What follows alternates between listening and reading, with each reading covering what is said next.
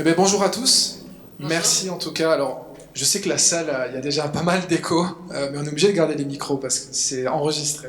Donc, j'espère qu'en tout cas que c'est pas trop fort. Merci en tout cas de participer aujourd'hui à cet atelier. Donc, je me présente, Thomas Rosello, directeur commercial pour le société UPS France. Cassandra Pavlik, je suis chef de marché pour UPS France, donc sur la partie plutôt marketing ici. Donc, on va aborder aujourd'hui un sujet qui, en tout cas, a drivé l'actualité de ces dernières semaines, donc avec les changements de réglementation, donc les exportations vers les États-Unis et la suppression du de minimis, et donc les impacts, en tout cas, pour vos entreprises. Donc, on en parlait justement avec certains de nos clients. Je pense que moi, ainsi que l'ensemble de mes commerciaux, sont en ce moment abreuvés de questions sur le sujet, parce que ça reste nouveau, flou, les règles changent régulièrement, donc l'objectif en tout cas est d'éclaircir, je dirais, au maximum le contexte et de vous donner en tout cas quelques clés pour pouvoir passer cette période, on l'espère en tout cas de la manière la plus sereine possible. Okay. Alors, qu'est-ce qu'on a prévu de vous présenter aujourd'hui? Deux parties très simples, donc une première où on va redonner un peu de contexte et expliquer de manière détaillée donc, les changements qui ont été opérés, et dans un second temps, donc, les solutions qu'on va être capable de proposer pour justement faciliter vos expéditions vers les États-Unis. D'accord ? Alors, nouvelle réglementation. Donc, bien entendu, ces changements s'inscrivent dans le cadre d'un accord commercial entre les États-Unis et l'Union européenne, avec des engagements qui sont mutuels. Donc l'Union européenne, dans le cadre de cet accord, s'engage à acheter pour 750 milliards de dollars de produits énergétiques d'ici 2028. L'intention également d'acheter des PUCIA pour une valeur de 40 milliards, et d'ici 2028, des investissements d'environ 600 milliards de dollars dans les secteurs stratégiques aux États-Unis, et éliminer donc à l'entrée en Europe les droits de douane sur les produits industriels américains et donner un accès préférentiel. Donc, qu'est-ce que ça implique en termes de changement? Deux gros changements. Donc, historiquement, si on met de côté le de minimis, lorsque vous expédiez vers les États-Unis, vous deviez vous acquitter de droits de douane qui étaient calculés sur la base du taux classique qu'on appelle le NPF en fonction de la marchandise, de l'origine et de la composition des produits. Donc aujourd'hui, ce qui évolue, c'est que le taux ne sera pas forcément ce qui va être appliqué sur l'ensemble des expéditions, puisque est apparu ce qu'on appelle un taux plancher, qui est de 15%. On va vous donner quelques détails. Et donc sur l'ensemble des expéditions, les droits de douane qui seront appliqués seront les plus élevés des deux, entre le taux, je dirais, classique, standard, et le taux plancher de 15%. Donc, si on donne un exemple concret... Bonjour. Bonjour, allez-y, je vous en prie. Alors, attendez, on va fermer la porte. Alors, si on donne un exemple concret, c'est très simple. Lorsque vous expédiez vers les États-Unis, forcément, l'enjeu, c'est d'estimer les droits et taxes, forcément pour maintenir votre niveau de marge et ne pas se retrouver avec de mauvaises surprises au niveau de la facturation, que ce soit pour vous ou pour le destinataire final, en fonction de l'Incoterm. Donc il y a deux éléments à prendre en compte, donc les droits de douane qui sont calculés en fonction donc, de ce fameux taux NPF. Donc là, dans le cas de cette veste, un coupe-vent classique, polyester, on a un taux NPF de 27,7% qui s'applique. Et donc là, ce qu'on constate, c'est qu'il est supérieur au taux plancher de 15%, donc on va appliquer le taux NPF de 27,7%. Attention, donc dans le calcul, il y a un autre élément à prendre en compte qui est souvent oublié, donc c'est le MPF, donc il s'agit d'une redevance qui est aujourd'hui collectée par le gouvernement américain pour le traitement administratif des expéditions et donc l'entrée sur le territoire américain. Donc finalement, pour le calcul des droits et taxes, il faut anticiper donc deux aspects. Le taux, en prenant le plus élevé des deux sur la base du NPF et du taux plancher, et le fameux NPF, donc qui est une redevance qui peut être fixe, mais sur lequel on a quelques variations de temps en temps en fonction du type de marchandise. D'accord ? Et après, on a un autre cas, donc la bouteille d'eau, et là on constate que le taux NPF est de 3,4%, donc inférieur au taux plancher. Et donc dans ce cas-là, c'est le taux de 15% qui va s'appliquer. Et ce que vous remarquez, c'est que le MPF reste le même. D'accord ? Donc, bien entendu, il y a des exceptions qui sont de temps en temps en faveur des expéditions de l'Union européenne, mais également en défaveur. Donc on a cité quelques exemples, l'acier et l'aluminium. On en parlait justement avant la conférence, donc avec plus de 50% de droits de douane. Et pour certains produits, donc des taux préférentiels à 0%, mais attention, qui n'exonèrent pas la fameuse redevance que j'avais donnée juste avant. Je me permets juste de rebondir là-dessus, parce qu'on parlait en effet de l'acier et de l'aluminium avant, et on sait qu'il y a cette part d'application sur, même si on a par exemple un flacon de parfum, sur s'il y a la bague en acier, ça s'applique. Le taux s'applique en fonction de l'origine de l'acier en réalité. Donc là, on parle d'un taux de 50% pour les origines UE, mais on voit souvent des origines Russie ou autres, et là, les taux sont différents. Donc 250 en effet, vous l'avez bien dit, donc en effet en fonction de l'origine, et c'est bien l'origine et non pas la provenance de la marchandise qui va être à l'origine de ce taux.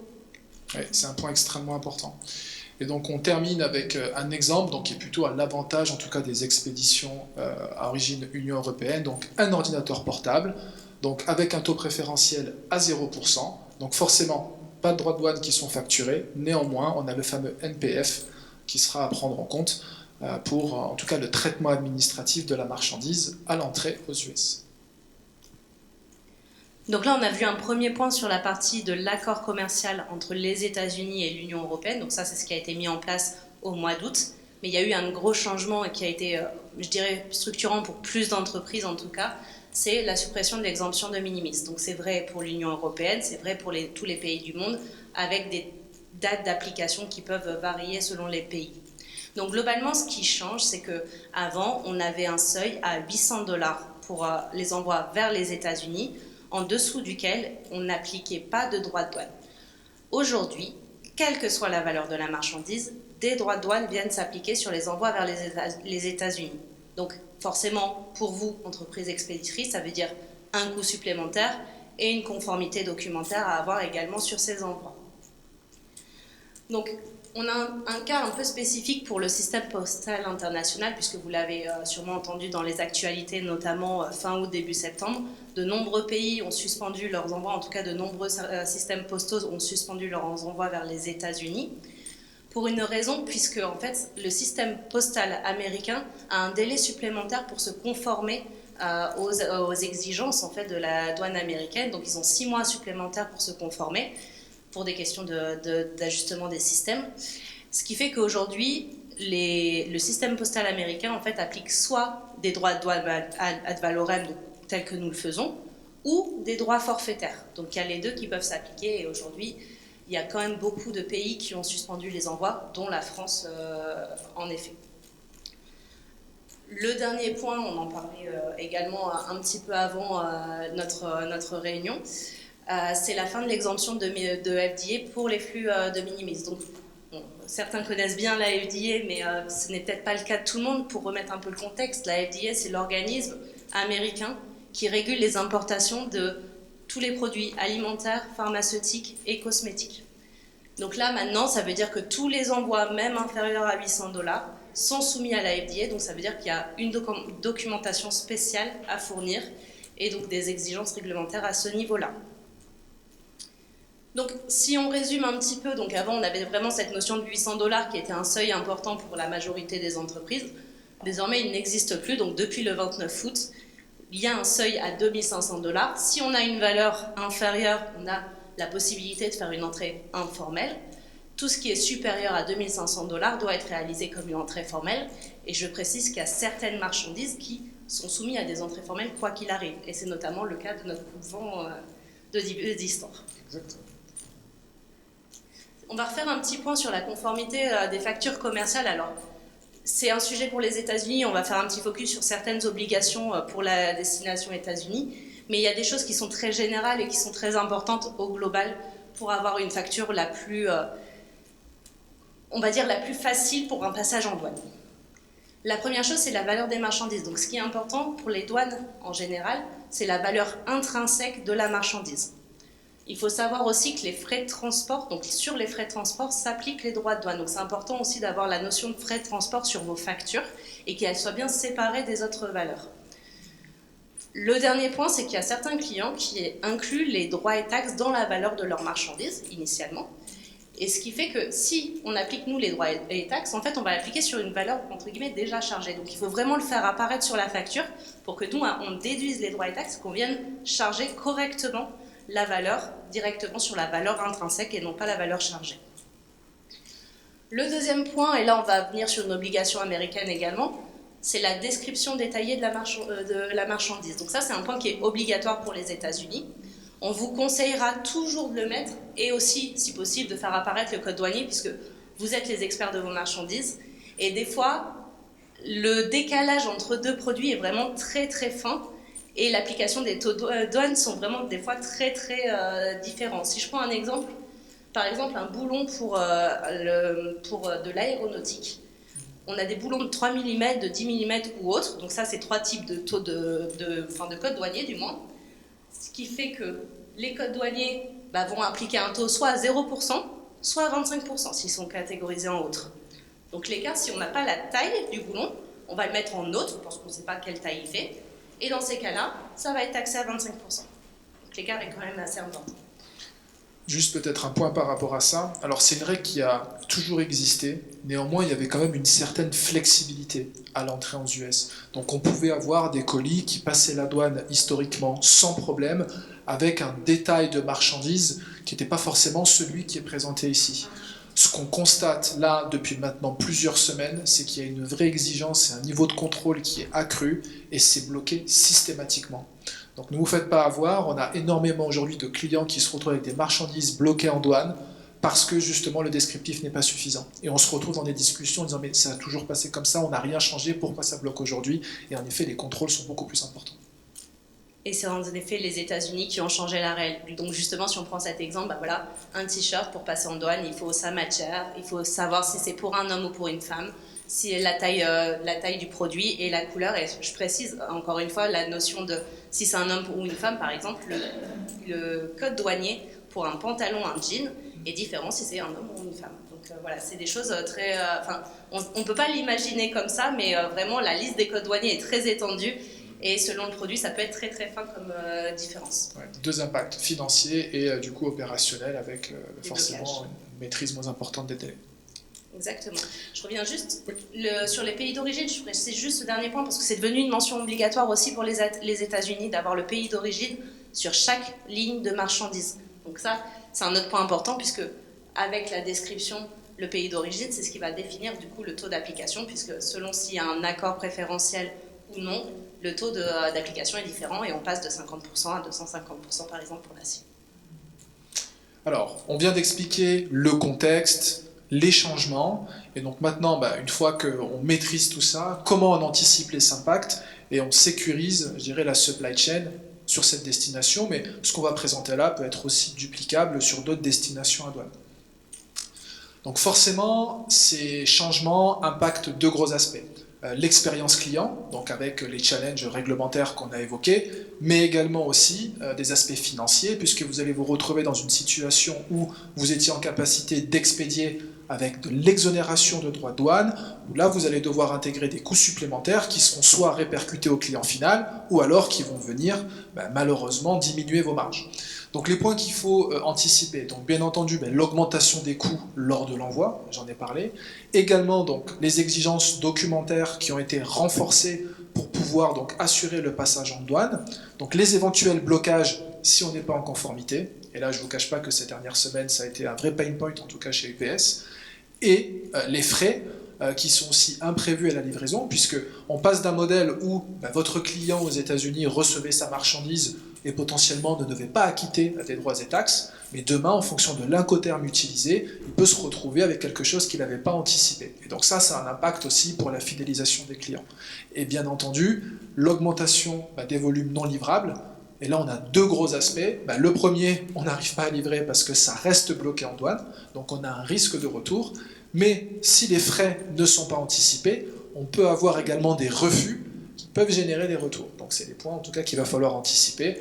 Et donc là, je vais vous présenter les solutions EPS pour faciliter ces aspects-là. Donc, la première solution va répondre à un enjeu financier. Alors, on a beaucoup évoqué forcément les coûts supplémentaires liés à l'implémentation de nouveaux droits de douane à l'entrée aux États-Unis. Néanmoins, il y a aussi des frais inhérents au dédouanement. Donc, lorsque vous expédiez quel que soit le transporteur, donc on va parler de frais d'avance de fonds, les frais de dédouanement, les frais de transmission de droits et taxes si vous choisissez l'Incoterm DDP.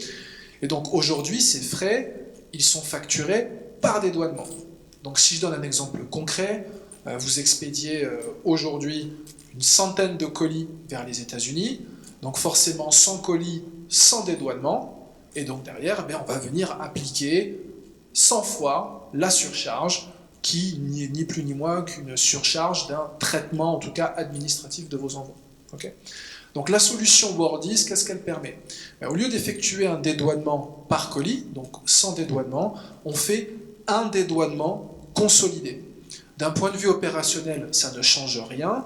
Vous étiquetez vos colis avec votre service en fonction du délai choisi. Il y a bien entendu une facture consolidée à apporter pour obtenir les informations douanières et dédouaner de façon consolidée.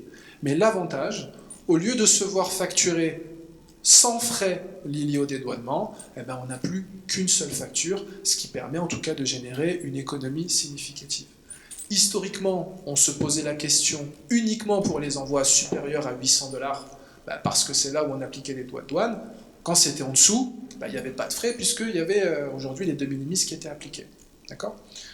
Donc, on a donné un exemple. Donc, on a repris notre fameuse veste, voilà, qui est taxée à 27,7%, donc au-dessus du taux plancher de 15%. Donc, on a pris un cas, 30 envois par jour, la valeur de la veste, c'est 200 $. Et donc, justement, les économies que cette solution, en tout cas, peut permettre de réaliser, c'est quasiment 237 000 € par an, grâce à la consolidation du dédouanement. Okay. Je me permets juste d'appuyer, les 237 000 se basent uniquement sur le MPF, donc la fameuse taxe gouvernementale dont on parlait précédemment. Ça n'inclut pas les autres frais de dédouanement qui peuvent être appliqués. C'était vraiment pour vous donner l'exemple, rien que sur cette taxe qui va être le coût majeur en fait, vers un envoi sur les États-Unis. Oui, exactement, exactement. Alors, la deuxième solution dont on voulait vous parler, c'est là pour une question de transparence et aussi pour limiter les frais imprévus à la livraison, anticiper les frais et donc tout ce qui va être lié aux droits et taxes. Donc la solution Global Checkout, c'est en fait une solution qui permet de faire apparaître dans le panier d'achat de vos clients directement avec la marchandise, le transport, les droits, taxes et frais associés. Donc par exemple, voilà, un client achète une veste en jean, on a la valeur de la marchandise, le coût de transport et donc le montant des droits et taxes qui s'appliquent dessus. J'insiste sur un point, c'est un coût garanti, c'est-à-dire qu'on va se baser en amont sur vos codes douaniers, on va faire l'analyse en fonction du code douanier, de la destination pour définir le taux. Vraiment, c'est quelque chose qu'on va garantir contractuellement de pouvoir vous donner ce taux-là. Donc ça évite à la livraison la surprise du conducteur qui dit « Bonjour, vous me devez 26 $ pour que je puisse vous donner votre colis ».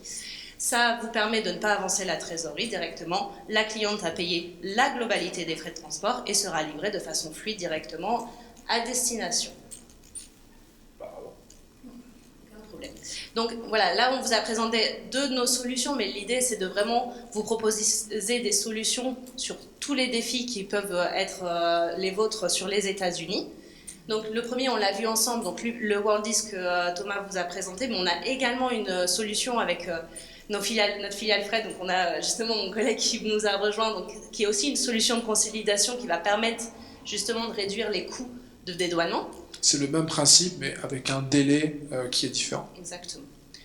La deuxième solution, donc le Global Checkout, qui évite les frais imprévus à la livraison et donc qui permet de mettre dans le panier d'achat de la cliente ou du client directement les droits, taxes et frais liés.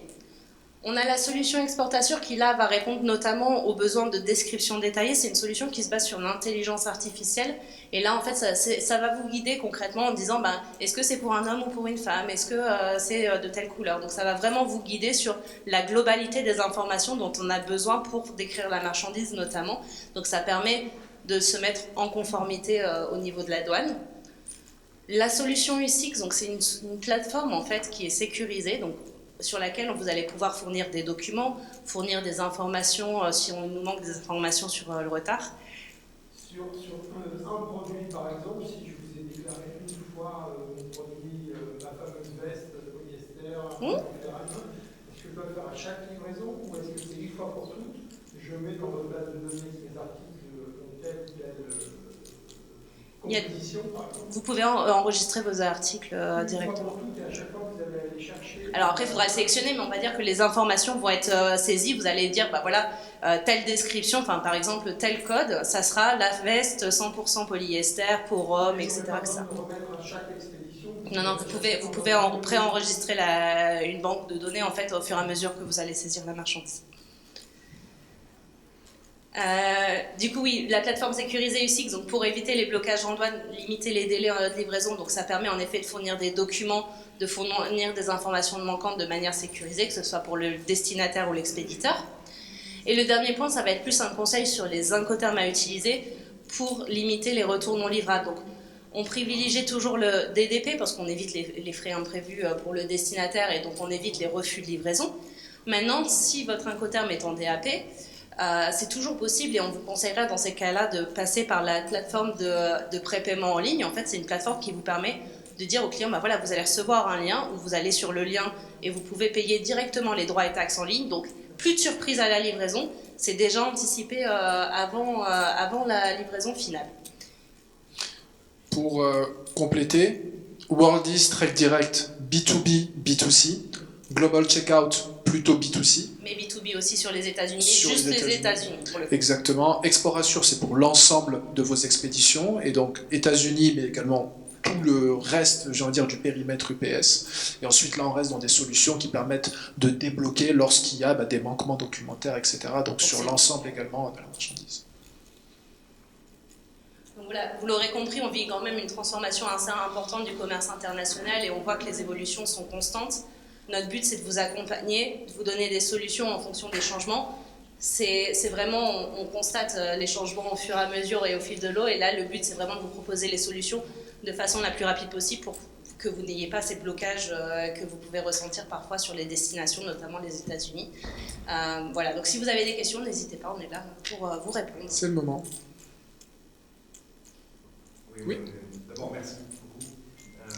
Dans la mesure où ce que j'exporte est un produit semi-fini qui a pour objet d'être parafini dans une filiale société de droit américaine sur le territoire américain. Dans la dernière liste, pour revenir sur la dernière activité, quel est du coup pour moi le meilleur scénario? Donc vous envoyez un produit semi-fini, il y a un perfectionnement article au final aux États-Unis. C'est une marchandise qui revient après? Qui reste là-bas pour la distribution sur le marché, les marchés américains. Ok, donc on va être sur indirectement une mise à la consommation derrière. Je reprends un peu le schéma en même temps, mais du coup, alors on va avoir plusieurs points importants. Donc, la consolidation peut être, une solution. Ça va dépendre du volume. Ça dépend. Vous avez plusieurs points de destination aux États-Unis ou un seul point de destination? Une filiale pour la transformation finale qui fait aussi centre de distribution. Ok. Donc après, ça va livrer sur les clients.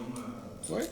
En fait, le point de dédouanement, il va être avant votre filiale au final. Donc, dans tous les cas, entre guillemets, je dirais ce flux distribution après, il ne va pas être pris en compte ici dans le dédouanement. Donc, on va être vraiment sur un seul point. Donc, la première solution, elle ne va pas vous concerner parce que là, on est vraiment sur un point de livraison globale. Le global checkout ne va pas vous concerner parce que là, on est sur une solution de prépaiement des droits et taxes. Ici, UPS Exportassure peut vous aider justement à vous mettre en conformité sur les informations à remplir, les documents à renseigner.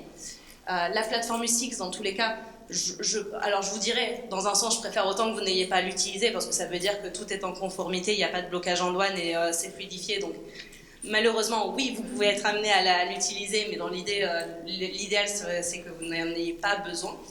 En termes d'Incoterm, pour le coup, vous êtes sur une filiale, donc c'est un peu plus particulier. Oui. En soi, le DAP, le DDP, les deux peuvent fonctionner, et ça dépend vraiment de vos accords avec la filiale sur ce cas-là, puisqu'ils ne vont pas bloquer les livraisons pour des questions de frais imprévus. Potentiellement, ils peuvent avoir un compte directement à destination pour payer les droits et taxes sur facture et non pas à la livraison. Donc pour vous, en tout cas, on n'est pas sur des spécificités en termes de frais imprévus à ce niveau-là. Donc je pense que les deux solutions principales qui vont vous concerner, ça va être les deux, Exportassure et USIX. Et si demain vous avez un schéma où sur des expéditions vous avez plusieurs destinataires, là en effet le Worldis peut avoir un intérêt de par le dédouanement groupé. Mais aujourd'hui, vu qu'il n'y a qu'un seul point de livraison, bah, c'est déjà groupé par défaut puisque c'est qu'une seule expédition. Voilà. Le fait que mon produit ne soit pas un produit fini, directement commercialisable dans l'État, n'a aucun impact sur le taux, sur le pourcentage, sur la formalité ou la taxe additionnelle. C'est un peu spécifique, mais là on va être nous dans un schéma colis où je vais dire sur un profil plutôt fret aérien, maritime, il va y avoir des spécificités un peu différentes en douane. Sur un schéma colis, on va être sur de la mise en consommation classique. Est-ce que vous avez d'autres questions? Oui. Mais là, comme ça. Est-ce que Customer Information Exchange peut m'accompagner dans l'analyse de la pertinence du code douanier que j'utilise? Non, cette plateforme-là, elle va vraiment être, en cas de blocage en douane, c'est une plateforme, hein, c'est vraiment un outil où en fait on va vous envoyer un mail en vous disant bah voilà, il se passe ça. Vous pouvez demander un code de sécurité pour vous connecter, et nous fournir les informations dessus. Donc c'est pas vraiment. Là, c'est que le boulot n'a pas été fait en amont. Ça veut dire que là, il y a eu une erreur, on ne peut pas livrer, il y a un blocage. Comment on est capable de le gérer rapidement? D'accord? Donc par contre, tout ce qui est d'analyse, etc., on va plus être sur la partie en effet Exportassure. Ouais, mais qui va pas analyser mais pas dans ce niveau de détail. Pas le code douanier réellement au final. Le code douanier, en fait, là où on va le plus l'analyser, c'est dans le Global Checkout, puisque comme on vient garantir le coût, on va analyser la conformité entre le produit, le code douanier, pour là être en DDP, parce que c'est vraiment un outil qui est utile dans le cadre du DDP. Et du coup, c'est à ce moment-là qu'on va analyser le plus en détail le code douanier. Souvent, ce qu'on conseille pour le code douanier, c'est vraiment de se rapprocher de consultants en douane ou des CCI, en effet, qui sont là en général pour vous accompagner sur ces sujets-là. Normalement. Vous avez un partenaire, consultant en douane conférencier à Marseille, que vous pouvez on vous reconfirmera, mais oui, je pense que c'est lui. Par je Marseille, vérifie, mais oui, on a aujourd'hui c'est Stas, c'est son nom, on pourra mettre en relation, mais qui n'est pas basé à Marseille, mais qui pour le coup peut proposer aussi des prestations de conseil et d'optimisation aussi douanière. C'est ça. Ouais. Non, ça m'intéresse. Ouais. Alors, ils sont basés au UK, mais néanmoins ils interviennent dans un périmètre européen, donc avec des interlocuteurs aussi francophones, donc oui, on peut vous mettre en relation avec eux. Donc du coup, est-ce que vous avez d'autres questions? Ou est-ce que ça vous semble clair? Ça va? Bon, mais parfait. En tout cas, merci beaucoup d'avoir assisté à cet atelier. Et puis donc on est voilà, sur le stand, donc n'hésitez pas à passer nous voir, en tout cas si vous souhaitez avoir plus d'infos. Bonne fin de journée. Bonne fin de journée à vous.